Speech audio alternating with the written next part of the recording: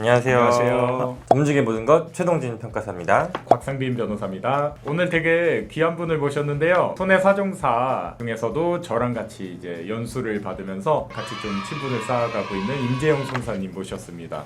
반갑습니다.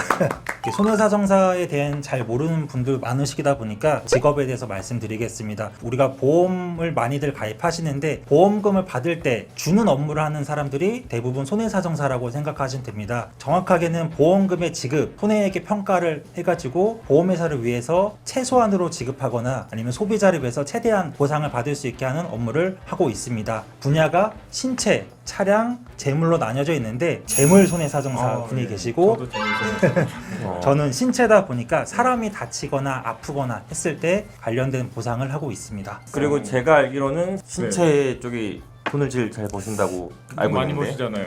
사실은 가장 큰 사이즈가 있는 것은 재물 쪽 선박, 항공기가 폭파됐다 이런 것들은 재물 영역이다 보니까 엄청 크지만 사실 잘 일어나지 않다 보니까 조금 차이가 있습니다. 그러면 그 각각 세계에 대해서 네. 정확히 어떤 일을 하는지 조금 구분을 해서 설명해 주실 수 있나요? 네, 일단 차량 손해사상사는 차량 사고가 났을 때 차량 파손이 얼만큼 됐냐 요거를 수리를 얼만큼 해야 되고 수리를 할 수 있냐 없냐 이런 것도 따지고 물론 수리는 정비소에서 하겠지만 이게 수리 금액이 계산했을 때 이빠이 첨가한 게 아닌가 네. 보험회사에서 적당하게 준 건지 아니면 소비자 측면에서 이게 보상이 제대로 된 건지 그런 업무를 하고 있고 재물손해사정사 같은 경우는 저희 스튜디오가 불이 났으면 사람도 다치겠지만 뭐 마이크, 조명 네. 이런 것들의 피해를 어떻게 감가를 적용해서 복구를 시켜주냐 아니냐 이런 걸 따질 수 있고 뭐 항공기, 선박 이런 것도 다양하게 있습니다. 사람의 경우는 제가 만약에 이제 딱 다치셨는데 여기 어깨가 부러지셨다 네, 그러면 이게 부러졌어요. 제가 잘못했으니까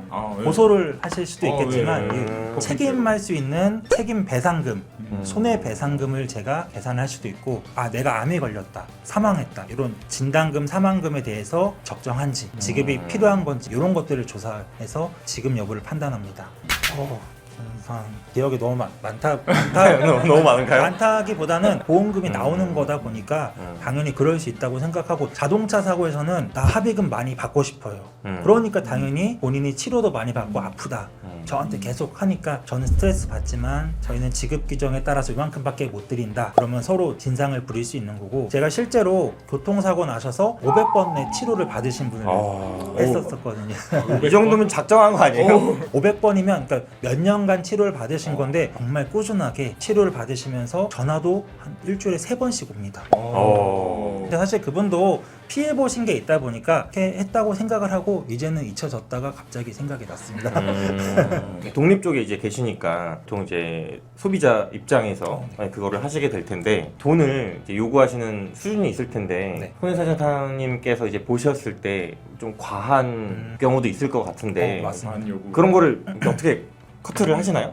그 다치신 분들이나 피해를 보신 분들은 내가 보상받아야 되는 금액이 당연히 높아야 됩니다. 네. 그렇기 때문에 저는 보험회사 편이 아니기 때문에 제 의뢰인한테 최대한 보상을 많이 해드리는 게 맞습니다. 네. 그렇지만 없는 걸 만들어서 해드릴 수는 없고 첫째로 과도하게 이거 내가 이만큼 받아주겠다 거짓말 쳐서 할 수는 없는데 어떻게 보면 좀 기대치를 좀 낮춰서 말씀을 드리고 있습니다. 안 되는 거는 정확하게 처음부터 말씀을 드려야지 저희가 사기는 치면 안 되잖아요. 그렇죠. 그렇죠. 정확하게. 네. 제가 좀 첨언을 드리자면 손해사정사도 보험사 소속의 손해사정사가 있어요. 보험사에다가 이제 청구하는 의뢰인, 그러니까 결국에는 보험 가입자나 아니면 보험 수익자가 되겠죠. 그분들의 입장을 대변하는 게 독립손해사정사입니다. 그래서 지금 독립손해사정사의 입장에서 이제 말씀을 드리고 있고요. 사실 보험사와 같이 협업하는 손해사정사님들은 보상금을 좀 깎으려고 하지 않을까요? 월급을 받아야 되고 네. 계속 다니셔야 되다 보니까 네. 보험회사의 목적은 무조건 보험금 안 주는 건 사실 아닙니다. 왜냐하면 우리 모두가 보험을 가입하면 보험금이 제대로 나가야지 우리 보험료 걷어졌던 게 제대로 나가는 거니까 정확하게 따지는 건데 요거를 좀 활용해서 악질로 하는 보험사도 네. 행태도 있다. 아. 무조건인 건 아니겠지만 네. 이 정도면 고소 안 당했죠. 영업직이라는 게 소득이 보장이 될 수가 없죠. 없죠. 그래서 제가 네. 조금 조심스럽지만 작년 1월 달에는 제가 40만 원밖에 못 벌었어요. 작년 1월 달이요? 제가 또 작년 말에는 네. 60배 성장 60배? 그러니까 목적으로 2,400. 2,400? 오. 월. 조금 더 조금이 아닌데요? 제가 열심히 하는 거에 따라서 네. 다르긴 한데 영업직이라는 특성상 뭐 항상 똑같은 소득이 아니다 보니까 네네. 소득은 천차만별이고 2018년부터 손해사정사 선임권 제도라는 게 있습니다. 네. 우리가 보험금을 청구를 하면 보험금이 다 지급이 되진 않습니다. 청구를 하셨는데 보험금 조사가 나간다. 네. 그러면 어떤 생각이 드시나요? 일단 첫 번째 안 줄려나 보다. 두 번째 나 보험료 많이 냈는데 약간 화날 것 같은데요. 맞습니다. 실제로 소비자분 내가 범죄를 저지른 것도 아닌데 나를 왜 조사를 해? 이런 게 있는데 보험사에서 이제 정한 업체에서 조사를 시행하다 보니까 소비자 측에선 솔직히 믿을 수가 없다고 느낄 수밖에 없습니다. 그러다 보니까 금융감독원에서 그 독립손해사정사들한테 실손 청구에 대해서만 그 권한을 줘서 대행을 하게끔 했습니다. 이런 것들이 이제 일정 보험회사에서 수수료를 주다 보니까 연령이 높으신 분들이 진입하셔도 이런 것들을 소비자한테 도와드리면 기본적으로 고정소득을 만들어 가실 수도 있다. 그 손해사정 수수료 얼마를 받으시죠? 의뢰인들한테? 변호사님한테는 제가 한 50% 비싸게 네. 덤탱이를 씌우고 싶습니다. 네. 저는 제 거 제가 할래요. 손해사정한 금액의 10에서 20% 수임료를 받게 되는데요. 청구만 하면 나오는 것들은 저희가 진행 자체를 안 합니다. 이제 우리가 신체, 재물, 차량 나눴듯이 신체에서도 암, 사망, 진단금의 분야가 있고 만약에 후유장애라고 해서 내가 다리가 잘 안 움직이거나 허리가 부서졌다 이런 것도 있고 자동차 사고 아니면 갑자기 이게 뭐가 떨어져서 제 머리를 쳤다 그럼 이 건물주님께서 관리하시는 배상을 해야 되는데 상황에 따라서 10에서 20%인데 한번 보험사에서 보험금 안 줬다 그러면 다시 달라고 하면 줄까요? 안 주죠. 잘. 안 주다 보니까 그런 일들은 조금 더 수임료를 난이도에 따라서 비싸게 높이 받을 수밖에 없고 사실 청구하면 나오는 것들은 수임을 안 하거나 그렇게 어렵지 않은 것들은 좀 낮게 수임료를 가져갑니다. 저는 좀 놀라운 게 이게 어디까지 알아야 되는 거예요? 뭐 의학 지식도 알아야 돼요? 저는 통계학과를 사실 나왔습니다. 사실 보험 관련해서는 보험 상품 어떤 걸 팔았는지도 알아야 되고 시기마다 약관이 바뀝니다. 조금씩. 그러니까 약관도 알아야 되고 또 법률적인 지식도 다소 있어야 되고 보험금이 지급이 맞냐 틀리냐에 따라서는 의학적인 지식이 있어야 되고 의사한테 가서 이게 맞아요? 이렇게 물어보면 의사가 뭐야 이렇게 생각을 분명 하실 텐데 이 진단에는 이런 근거가 있는데 이렇게 진술을 하려면 저도 많이 알아야 됩니다. 아프거나 다치신 분들이 다른 법률에 정한 보험과 많이 연관이 되어 있습니다.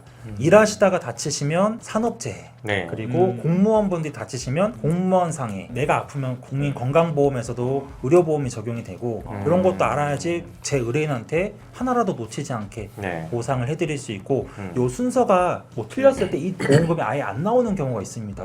그러다 보니까 어떤 분한테 잘못 수임을 하거나 그냥 내가 스스로 했다가는 이 큰 돈이 날아가 버리는 경우가 생깁니다. 손해사정사, 이 좋은 손해사정사 고르는 법이 있나요? 손해사정사도 마찬가지로 고객님 이거 무조건 다 받아드리겠습니다. 전 이건 사실 말이 안 된다고 생각합니다. 사기죠. 무조건이 사기. 어디 있을까요? 그건 조금 맞지 않다고 보고 있고 그리고 연락이 마찬가지로 잘 안 되는 분이 상당히 전문직인 많습니다. 실제로 제가 각상빈 변호사님께 했는데 전화를 갑자기 뭐 다른 사람이 받는다. 물론 그분도 전문가일 가능성이 있지만 내가 상담을 다 여기 했는데 내 사례를 잘 모르고 뭐죠? 자꾸 물어보면 저도 사실 기분이 나쁘구나. 제 사건이 잘 진행이 안 되는 것처럼 손해사정사도 상담한 사람과 진행하는 사람이 다를 수도 있다. 그런 게 있고 마지막으로는 이제 제가 생각하는 것은 보험금은 어디서 지급이 되나요? 보험사에서 지급이 되겠죠. 그 업무를 보험회사 직원이 합니다. 그렇기 때문에 그쪽 출신의 손해사정사가 아무래도 더 섭리를 잘 알고 역으로 공격을 할 수도 있고 방어를 할 수도 있다 보니까 그런 손해사정사를 찾으셔가지고 한 명만 상담받지 말고 적어도 몇 명씩 상담 받아보시고 결정하시면 최대한의 이익을 보실 수 있을 것 같습니다. 저는 진짜 보람을 느끼는 게 우리가 다 여기 계신 분들 열심히 돈 벌어서 보험료를 내셨잖아요.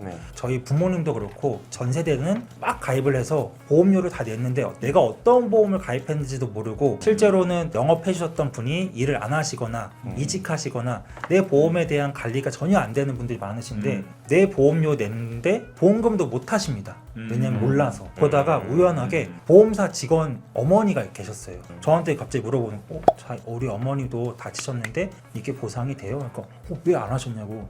저도 놀래고 그 직원분도 놀래고 그래서 실제로 이분은 7천만 원을 받으셨습니다. 그러니까 이게 그러니까 보험료를 내가 열심히 냈는데 못 받고 쓰고 계신 분들이 너무 세상에 많습니다. 그래서 이런 분들을 찾아서 드릴 때 저도 정말 보람을 많이 느끼고 있습니다.